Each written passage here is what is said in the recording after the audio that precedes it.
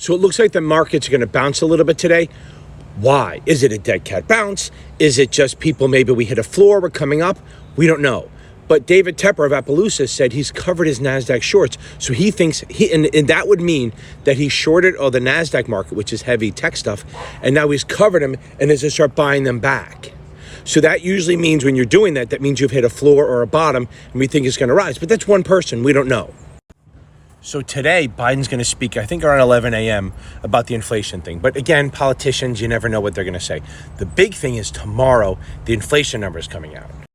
So they're expecting the numbers to come in around 8.1. I think it was 8.6 last month. So that would mean lower inflation. So if it comes in at a lower rate, like 8.1, that means inflation is less than it was last month. So that's not deflation, because deflation is when prices drop. It never really fucking happens, right?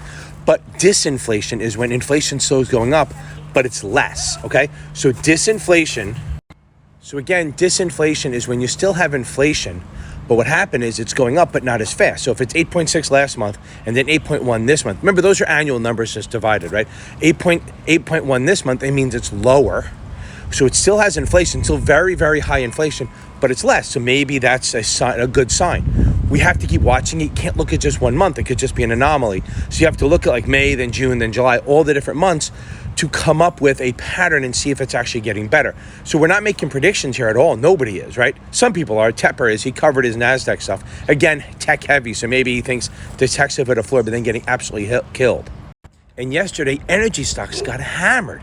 Why'd they get hammered? Well, oil went down almost 5% yesterday, 4.8 or something like that, crude oil. So that means energy stocks are going to get hammered.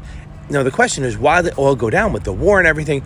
Well, I guess the EU was starting to do sanctions. And because one of the countries wasn't on board for totally going balls out attacking Russia, they had to soften some of the sanctions to get people to get them to sign on.